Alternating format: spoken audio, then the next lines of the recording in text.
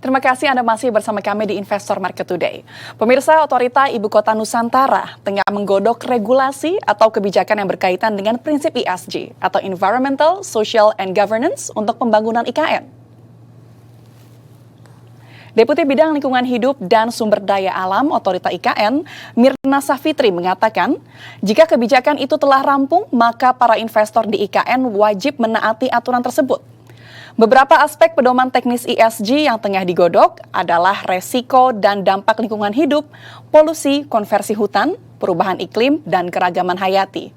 Adapun Otorita IKN mencatat komitmen investasi yang akan masuk ke IKN mencapai 47,5 triliun rupiah.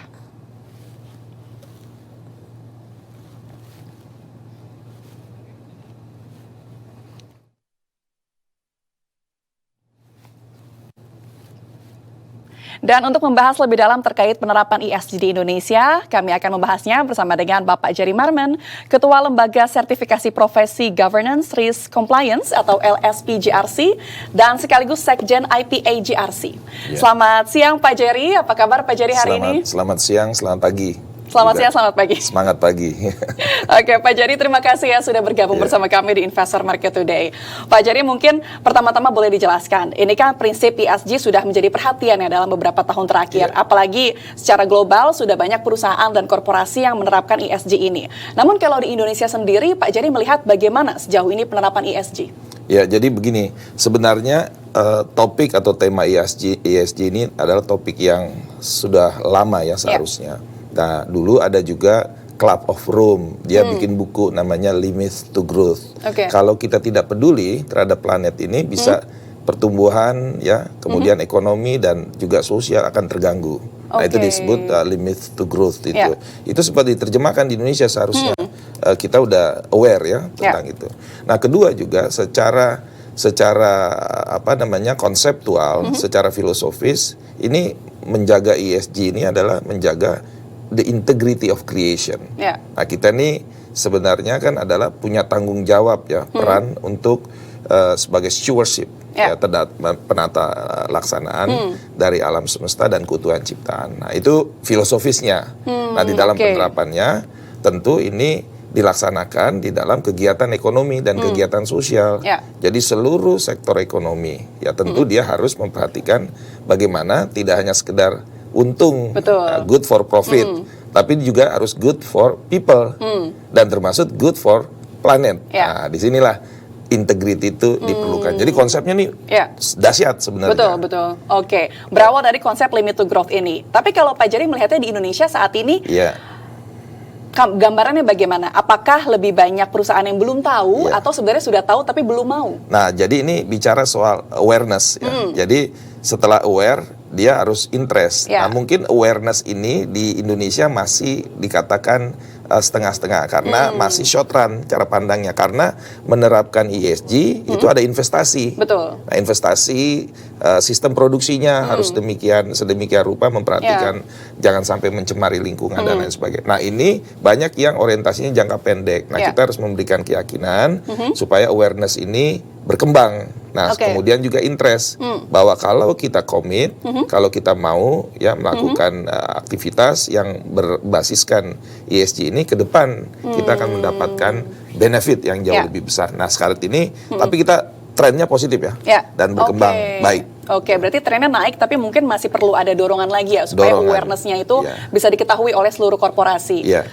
Kalau secara global Pak Jerry, ini kan ESG didorong oleh kesepakatan global ya. Ada UN 2030 SDG, terus tadi juga ada COP28. Nah, kalau di Indonesia sebenarnya lembaga apa yang bisa menjadi push factor untuk korporasi menerapkan ESG? Nah, pemerintah itu sangat serius ya. Jadi sebagai contoh ya, dengan OJK di depan, tetapi berkoordinasi dengan semua kementerian dan lembaga ya, termasuk juga KLH dan juga Kementerian Perdagangan, Perindustrian, itu sudah mengeluarkan yang namanya taksonomi hijau ya versi 1 ya.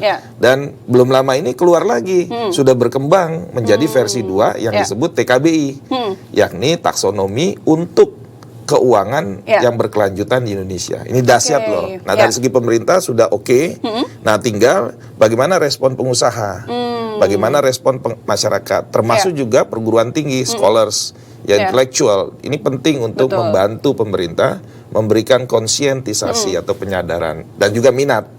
Minat kepada, kalau sadar tapi nggak minat ya nggak dilakukan. Kognitifnya ya, tapi afektifnya nggak mau, ya nggak jadi psikomotorik, nggak bergerak gitu. Oke, Pak. Jadi tadi kita sudah membrot ya bagaimana konsep ESG di Indonesia secara umum. Tapi kalau dikatakan ESG ini kan ada 3 dimensi dan masing-masing harus diwujudkan ke tangible action. Nah, kalau potensi besar penerapan ESG di Indonesia ini apa saja? Jadi begini, sebenarnya bisnis dia sudah mengembangkan konsep ya di dalam bagaimana menjalankan usahanya. Nah, namanya tata kelola atau governance. Nah, di situ juga berkembang untuk risk dan compliance. Nah, sebenarnya 3 ini udah berkembang nih, namanya GRC. Nah, sekarang berkembang satu stream baru yang disebut ESG. Sebenarnya ini bisa terintegrasi, bisa digabung. Nah, ini saya ada gambar, mungkin bisa tampil ya ini. Jadi pertamanya dunia bank itu sudah menerapkan. Bahkan juga BUMN kita dan juga perusahaan-perusahaan swasta udah menerapkan GRC, governance, risk and compliance, dan mereka sadar bahwa ini penting. Ya nggak ada aturan juga pasti diterapkan, apalagi ada aturan. Nah, sekarang ada ESG. Nah, sebaiknya gerakan ESG ini jangan bikin tenda baru. Yang ada aja. Jadi sebenarnya ESG ini adalah GRC versi pengembangannya. Jadi terkesan tidak banyak yang dikerjain, tapi sebenarnya satu. Sehingga ada ESG, ada GRC, berkembang menjadi ESGRC. Karena GRC-nya udah ada, sudah berkembang sebelumnya, dan ini sangat baik dan maju sekali aturannya. OJK ya sangat benar-benar mendorong, dahsyat lah pokoknya. Dan Kementerian BUMN juga dahsyat, dan ini bisa menjadi pionir dari segi perusahaan BUMN, kemudian juga sektor keuangan dan perbankan yang dikawal ya oleh OJK itu akan sangat efektif. Jadi ESG sebagai kelanjutan dari GRC, jadi ESGRC.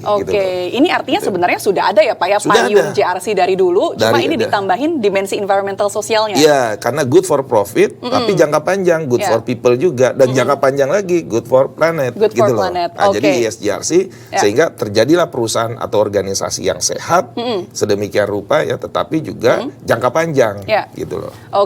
Nah Pak, jadi sejauh ini dari 3 dimensi itu ya, mungkin kita bisa katakan ESGRC, kita bagi menjadi environmental, sosial, dan GRC itu sendiri. Dari ketiga dimensi ini, dimensi mana yang masih cenderung stagnan penerapannya di Indonesia? Jadi sebenarnya ketiganya sudah berjalan bersamaan ya. Artinya dia kayak tubuh, udah lengkap. Tapi bayi kan belum sempurna, lengkap, matanya ada, semuanya ada. Ini sudah dijalankan. Tinggal proses maturity-nya, pematangannya. Nah, proses pematangan ini tentu butuh kerjasama ya, kerjasama antara pemerintah, kemudian pengusaha, dan juga masyarakat ya, termasuk juga kelompok intelektual yang lebih banyak ya, mulai menyusun ya berbagai sistem ya, kebijakan, manajemen, bahkan tools supaya kita bisa menerapkan ESG ini, ya, ESGRC ini secara lebih baik dan lebih matang, sehingga dia akan untung perusahaannya ya, akan untung. Nah, investasi pasti ada ya di tahap awal. Jangan dilihat cost-nya kok lebih enggak, tapi nanti ya tentu akan menjadi lebih baik. Jadi no pain, no gain. There is a cost ya for every commitment, itu pasti. Nah kalau dari tadi kita sudah berbicara ya penerapannya, tapi kalau kita membandingkan Pak penerapan ESG di Indonesia dengan negara-negara yang sudah maju seperti di Eropa ya, yang sudah 80% perusahaan menerapkan ESG, apa faktor ketertinggalan Indonesia? Ya, jadi yang jelas kan mereka sudah mulai lebih dahulu ya, Eropa ya, Inggris revolusi industri ya, jadi mereka pun juga sudah mengalami bagaimana dampak negatifnya lebih dahulu. Nah, kita mungkin belum ini, tapi kita nggak usah tenggelam dulu kan. Kalau mau belajar benang, kita udah tahu ya. Kita belajar aja dari pengalaman-pengalaman negara maju. Kita lakukan percepatan. Kita nggak usah nunggu Inggris dengan pengalaman revolusi industrinya ternyata bisa mempengaruhi ya Eropa ya, sehingga terjadi social disparities yang ini muncullah ideologi sosialisme dan lain sebagainya. Nah, kita sudah secara mudah mempelajari sejarah mereka, kita lakukan di kita. Ya, jadi walaupun kita tertinggal, karena mulainya juga tertinggal, kita kejar. Nah, kita punya cita-cita kan, Indonesia Emas di 2045. Nah, kita bisa lakukan itu. Jadi harus optimis. pengusahanya harus optimis, pemerintah pasti optimis dong. Pemerintah kan tugasnya kan. Oke. Ini artinya dengan melihat negara-negara lain yang sudah melakukan ESG, kita bisa mencontoh kebaikannya ya Pak ya. Dan pengalaman buruknya sehingga mereka sadar karena mereka sudah mengalami situasi negatif akibat industrialisasi, kita jangan sampai mengalami yang sama dengan mereka. Oke. Pak Jerry, berbicara tentang pengalaman buruk, mungkin salah satu trap atau jebakan ya dari ESG ini di luar negeri ini adanya greenwashing. Nah, kalau bagaimana Indonesia tidak terjebak dalam greenwashing dan actually do something for the planet? Iya, jadi memang begini. Jadi greenwashing itu bisa terjadi di Indonesia kalau kita tidak hati-hati. Ya. Nah, pengalaman di luar juga di dalam industrialisasi mereka juga kalau secara umum kan bisa saja ada pertumbuhan. Tetapi pertumbuhan itu menyengsarakan, image rising growth. Image rising growth bisa satu fenomena di mana ekonomi kita terkesan maju, tetapi akhirnya menjadi negatif dari segi lingkungan loh, termasuk greenwashing itu. Kemudian juga dari sisi sosial ada disparity, ya itu juga penting. Kita kan nggak mau alam bagus dan lain sebagainya, tapi orang nggak bisa makan kan gitu kan. Sehingga kenapa mereka merusak alam mungkin karena ada situasi tekanan gitu loh. Tetapi kayaknya kalau rakyat kecil, tekanan hidup itu tidak sampai merusak. Nggak greedy kan mereka, paling ngambil ini. Betul. Nah jadi kadang-kadang keinginan bertumbuh yang tidak balance itu menimbulkan image rising growth itu. Pertumbuhan yang menyengsarakan masyarakat, pertumbuhan yang menyengsarakan alam semesta, dan pertumbuhan yang menyengsarakan perusahaan itu sendiri. Dalam jangka panjang rugi, dan bahkan nanti hati-hati. Sekarang kita voluntary, nanti mandatory. Itu kegiring ke mandatory, ngeri tuh kalau misalnya nggak siap, gitu loh. Oke, nah ini menarik nih Pak. Nanti kalau kita membahas mandatory ESG ini, siapa pengawasnya, terus apa sanksinya. Tapi kita akan membahasnya usai jeda, Pak Jerry. Pemirsa Investor Market Today akan kembali usai jeda, tetaplah bersama kami.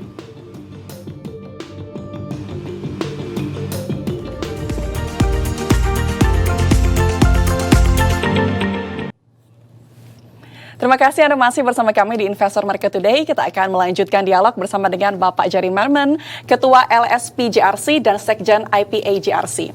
Ya Pak Jerry, tadi kita sudah membahas ya konsep ESG secara luas dan juga bagaimana penerapannya di Indonesia. Nah tadi sebelumnya Pak Jerry sempat menyebut kalau sekarang tuh masih voluntarily dan nanti akan mandatory. Nah kira-kira kalau nanti mandatory, konsep mandatorinya bagaimana Pak? Ya jadi jelas ada nanti emisi karbon ini kan menjadi komitmen ya. Komitmen kontribusi dari setiap negara yang ikut di COP. Ya kemarin terakhir di COP 28 di Dubai. Nanti Azerbaijan di 29-nya di 2024 nanti. Nah, jadi kita tuh konsisten akan menurunkan. Nah, ini tentu nanti diderivasi, dialokasikan ke setiap perusahaan bahwa emisi karbonnya ini nanti akan terkena pajak atau tax, carbon tax. Dan carbon tax ini sebenarnya sudah ada dari 2021 kemarin, cuma kan ditunda karena memang awareness-nya belum. Dan kemudian interest-nya juga belum. Nah, carbon tax ini itu lumayan loh. Dari 75 ke 30 rupiah per kilogram ekuivalen CO2. Nah, jadi kalau kita mengeluarkan karbon, emisi karbonnya banyak, jangan-jangan ntar penghasilan perusahaan habis bayar carbon tax. Nah, jadi hati-hati. Nah, kita harus siap gitu loh. Ini bukan nakut-nakutin ya, tapi memang ini realita loh. Ya, kita semua harus, jangan-jangan nanti setiap rumah tangga pun juga kena loh carbon tax. Setiap pembelanjaannya yang mengkonsumsi karbon, ya kan ketahuan karbon footprintnya, jejak karbonnya, itu harus bayar teks lebih besar. Gitu loh. Nah ini jadi kita mesti aware ya dan bersiap diri, jangan jangan tiba-tiba nanti kita nggak siap, akhirnya kita menjadi kelompok laggards, tertinggal dan rugi sendiri. Gitu. Berbicara tentang carbon tax, mungkin carbon tax sekarang belum diaplikasikan secara mandatory, tapi kita sudah ada carbon trading, sudah ada IDX carbon. Nah, tapi setelah dibuka tahun lalu, kalau kita lihat masih agak lambat ya Pak ya pergerakannya ya. Kalau menurut Pak Jerry, carbon trading ini bottleneck-nya di mana? Kok belum bisa cepat gitu? Ya, jadi pertama awareness itu. Ya, awareness itu jadi perusahaan-perusahaan yang berpikirnya sangat revolusioner, kemudian maju ke depan dan melihat peluang, dia adalah kelompok yang champion. Ya, dia mungkin 2,5 sampai dengan 3% dari total 100 perusahaan. Ya, dan kita tentu harus ada itu nanti itu yang disebut inovator ya. yang 2-3% ini. Nah, kemudian ada kelompok yang early adopters, ya nanti akan ambil itu ya sekitar 12,5% ya sampai ke 15%. Nanti ada late majority, ya ada late majority, dan pasti ada kelompok yang laggards. Betul. Nah, ini kita jangan sampai terjebak masuk ke dalam kelompok itu, manakala nanti ini menjadi mandatori. Tapi 2025 loh. Carbon tax sebentar lagi 2025 itu. Betul. Ya, di mana dari segi perusahaan juga nanti harus ikut sistem pembayaran Indonesia 2025 dari BI, ya kan. Kemudian carbon tax, ya. Semua jadi ketahuan nanti kalau kita nggak masuk dalam arakan positif ini gitu loh. Nah, itu. Ya, itu kalau dari konsep mandatory ESG mungkin dari environment ya Pak ya, tadi dari carbon tax dan carbon trading. Nah, kalau dengan dimensi-dimensi yang lain, kira-kira menurut Pak Jerry nanti penerapan mandatorinya apa nih? Apakah insentif atau hukuman yang lebih baik? Jadi kan jelas dia carbon tax, ya. Nah, insentifnya adalah kalau dia nanti bisa carbon saving, ya kan dia bisa jatah karbonnya bisa dijual kan gitu loh. Nah, di dalam carbon trading itu POJK-nya sudah keluar. Nah, tadi kan ada hambatan ya, bukan hambatan sih sebenarnya karena ini baru, ya awareness-nya masih kurang dan belum melihat ini sebagai opportunity loh untuk creating values dan kalau kita bilang menghasilkan duit kan nggak enak terlalu terlalu langsung, tapi ini creating values. Nah, jadi bisa aja nanti karakteristik bisnis dari sebuah perusahaan tidak menentukan sumber income-nya. Perusahaannya perusahaan A, tapi bisa dapat income gara-gara jual karbon, kan gitu kan? Berarti kan asik kan gitu, sumber penghasilan baru, revenue stream baru gitu loh. Nah masih berbicara tentang insentif, kalau menurut Pak Jerry, apakah perlu stimulus dari pemerintah yang menerapkan ESG seperti contohnya tax holiday agar nanti minatnya lebih tinggi? Betul. Nah jadi dia ini subsidi teknologi dan tax holiday juga menjadi penting karena untuk penerapan ini kan butuh carbon capture storage teknologi untuk produksi-produksi kita. Dan pengetahuan knowledge juga penting, subsidi atau dukungan berbentuk knowledge, training, termasuk certification. Jadi sertifikasi untuk bisa menerapkan tata kelola governance risk, risiko dan compliance ini penting. Dan ini berkembang menjadi sertifikasi ESGRC. ESGRC itu penting supaya di dalam sertifikasi ini ada awareness dan ada skill, pengetahuan. Karena takutnya begini, udah minat tapi nggak punya knowledge. Nah, jadi program-program ini perlu digalakan termasuk pelatihan. Gitu. Nah, tapi kalau kita mau mandatory ESG yang nanti akan berkewajiban seluruh korporasi, tentu pendanaan menjadi salah satu concern ya. Nah, kalau menurut Pak Jerry, Anda melihatnya saat ini perusahaan banyak yang susah mendapatkan pembiayaan untuk proyek hijau. Menurut Anda bagaimana ke depannya? Nah, lembaga-lembaga keuangan ya tentu lebih maju saat ini dan lebih aware dan lebih dahulu interest. Dan sekarang ini ya pembiayaan untuk proyek-proyek atau aktivitas yang green ini akan semakin ditingkatkan. Nah, kebetulan kami juga membantu di salah satu bank ya, saya sebagai komisaris utama di KB Bank ya di Indonesia, itu Kukmin Bank ya di Indonesia, itu mendorong ya untuk proyek-proyek atau kegiatan-kegiatan yang butuh pembiayaan.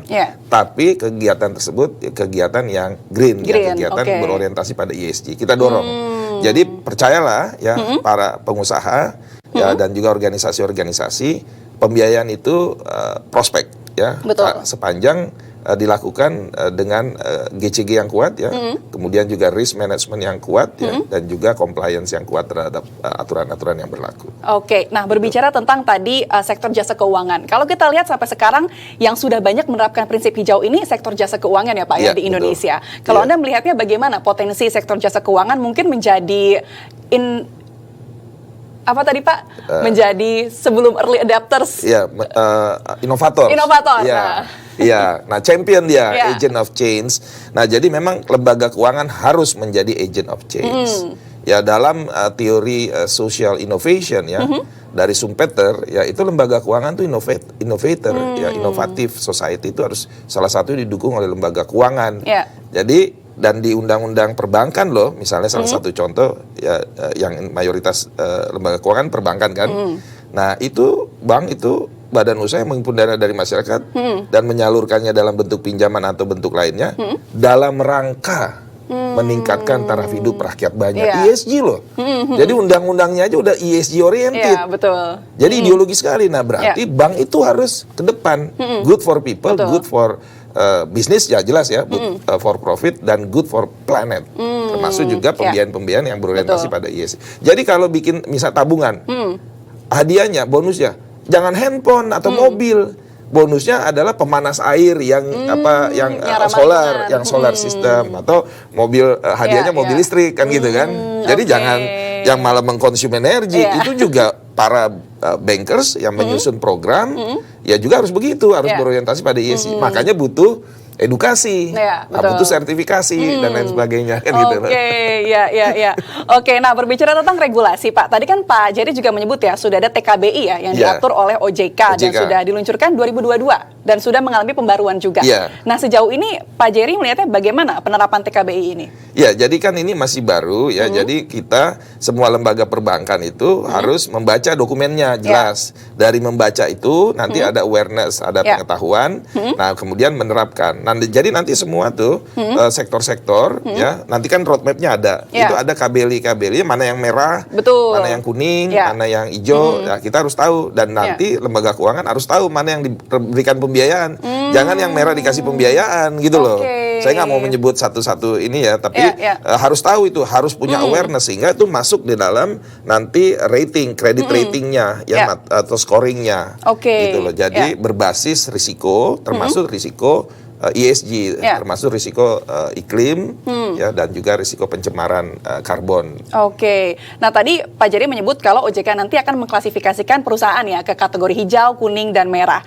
Nah ini kan tentunya perlu edukasi dan sosialisasi masif kepada konsumennya. Apalagi sekarang trennya konsumen sudah conscious ya tentang ESG ini. Betul. Nah bagaimana nanti kalau menurut Pak Jerry sebaiknya edukasi ini dilakukan? Iya, jadi edukasinya yang pertama tentu dari para pengurus bank, ya pengurus bank untuk tahu bahwa nanti itu bukannya perusahaan tapi KBLI. Jadi untuk kegiatan-kegiatan atau aktivitas bisnis itu ada skor-skor dari ada rating dari risiko-risiko lingkungannya termasuk risiko yang berkaitan dengan ESG. Nah, setelah pengurus baru para employees-nya. Terutama para analis kredit itu yang berkaitan dengan bagaimana menganalisis kredit yang berkaitan dengan ESG. Nah, termasuk seluruh employees dari bank.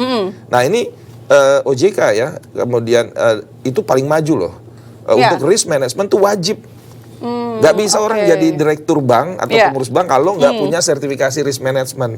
Nah, nanti tentu pasti saya yakin ya sertifikasi ESG, ESGRC ya, itu akan menjadi mandatori dalam kerangka untuk mendorong ini. Cuma kan OJK kan melihat ada roadmap-nya,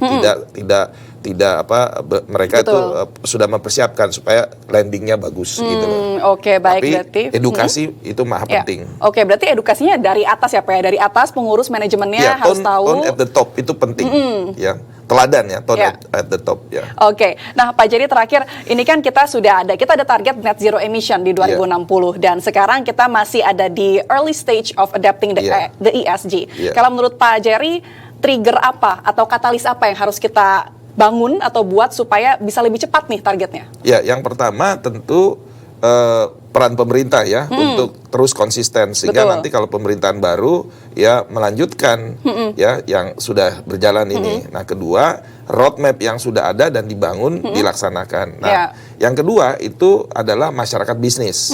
Nah, masyarakat bisnis seharusnya berpikir bahwa ini bukan cost. Ini investasi yang dilakukan dalam kerangka sustainability. Kan mereka sudah tahu ada perlunya keuangan yang berkelanjutan. Nah, sustainability ini maksudnya enhance performance ya. Bukan sustainable kita kayak bonsai. Enggak. Bonsai juga 200 tahun sustainable, tapi kan dia nggak gede-gede. Perusahaan itu harus tahu bahwa sustainability yang dimaksud adalah sustainable enhance performance. Jadi kinerja yang meningkat secara berkesinambungan. Jadi percayalah, yakinlah bahwa kalau kita berorientasi jangka panjang, ini perusahaannya akan survive. Dan ini tentu good for profit, for people dan for planet. Nah, perusahaan yang ketiga itu adalah dari masyarakat. Nah, masyarakat ini menjadi satu katalis ya. Mungkin bukan sekedar katalis ya. Kalau katalis kan dia mempercepat reaksi tapi tidak ikut bereaksi. Harus aktif. Ya, jadi konsepnya bukan katalisator. Pemerintah bukan katalisator. Pemerintah adalah players sekaligus pendorong. Terus kemudian motor ya, termasuk juga perusahaan tuh motor. Nah, kemudian masyarakat. Nah, tentu sistem politik lah yang menjadi katalis. Sistem politik yang demokrasi, sistem ekonomi yang baik, terbuka ya, itu menjadi katalis. Baik. Seperti itu. Baik Pak Jari Marman, terima kasih untuk insight dan waktunya di Investor Market Today. Insight-nya sangat menarik sekali, diskusinya sangat menarik sekali, dan semoga kedepannya nanti perusahaan dan korporasi ini juga akan memahami sepenuhnya ya Pak ya, pentingnya penerapan ESG. Dan tentunya ESG juga harus diterapkan secara benar ya Pak ya, melalui sertifikasi yang jelas. Ya, sertifikasi itu penting loh untuk mengetahui dan juga bisa mempunyai skills dalam implementasi nanti. Baik, terima kasih Pak Jari Marman, Ketua Lembaga Sertifikasi Profesi Governance Risk Compliance atau LSPGRC dan Sekjen IPAGRC. Selamat kembali beraktivitas. Terima kasih. Ya, pemirsa, Investor Market Today akan kembali usai jeda, tetaplah bersama kami.